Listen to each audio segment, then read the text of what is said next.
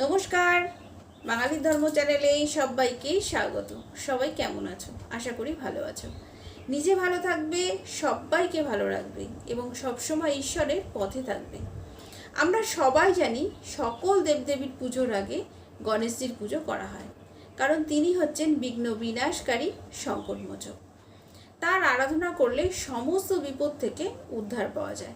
এবং সব থেকে বড় ব্যাপার হচ্ছে, যে কোনো পুজো সম্পন্ন হয় না যতক্ষণ অবধি না গণেশজির পুজো করা হয়।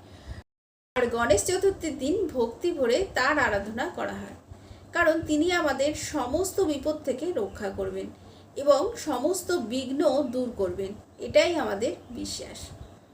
ভাদ্র মাসের শুক্লপক্ষের চতুর্থী তিথির বিশেষ মাহাত্ম্য রয়েছে। এই চতুর্থী তিথিকেই গণেশ চতুর্থী বলা হয়। মনে করা হয় এই দিন গণেশজি জন্মগ্রহণ করেছিলেন। এই তিথিতেই অনেকেই বাড়িতে গণেশজির আরাধনা করে থাকেন। এবার বলবো 2024 সালের অর্থাৎ বাংলার 1431 সালের গণেশ চতুর্থী কবে পড়েছে। 2024 সালের গণেশ চতুর্থী 7ই সেপ্টেম্বর বাংলার 21শে ভাদ্র শনিবার। গণেশ চতুর্থীর চতুর্থী তিথি শুরু হবে 6ই সেপ্টেম্বর বাংলার 20 ভাদ্র শুক্রবার দুপুর 12টা 18 পর থেকে। চতুর্থ তিথি সমাপ্ত হবে 7ই সেপ্টেম্বর 2024 বাংলার 21শে ভাদ্র শনিবার দুপুর 2টা 14 গণেশ চতুর্থীর দিন ভগবান গণেশকে পুজো করার সবথেকে শুভ সময় 7ই সেপ্টেম্বর সকাল 9টা 29 পর থেকে দুপুর 12টা 42 মধ্যে। শাস্ত্র অনুযায়ী গণেশজি হলেন সমৃদ্ধি ও শ্রীবৃদ্ধির দেবতা।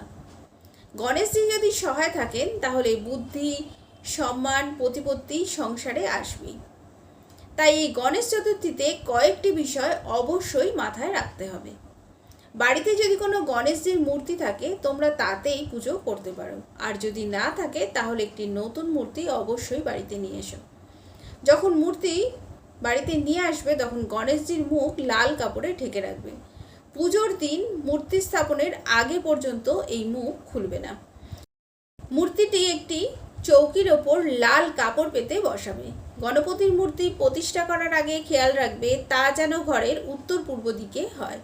ঘরটি যেন খোলামেলা হয় এবং পরিষ্কার পরিচ্ছন্ন হয়।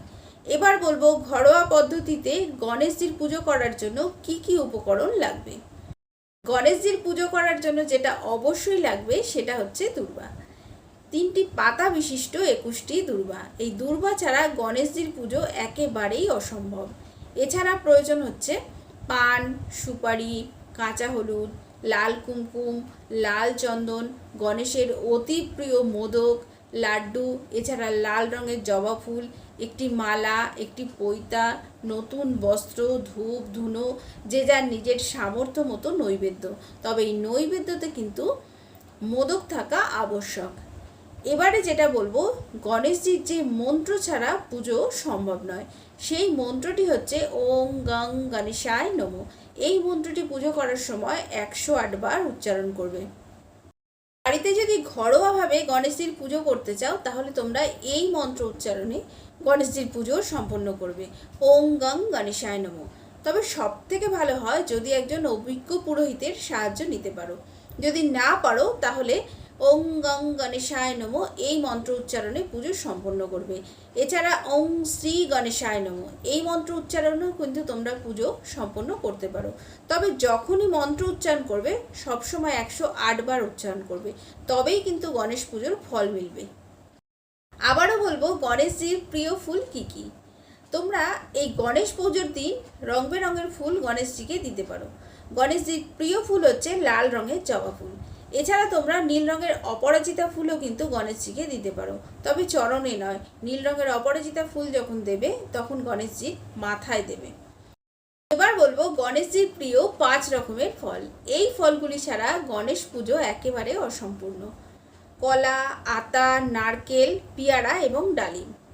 এবার বলবো গণেশ পুজোতে কিছু বিধি নিষেধ আছে। প্রথম হচ্ছে গণেশ পুজোতে কখনো তুলসী পাতা ব্যবহার করবে না।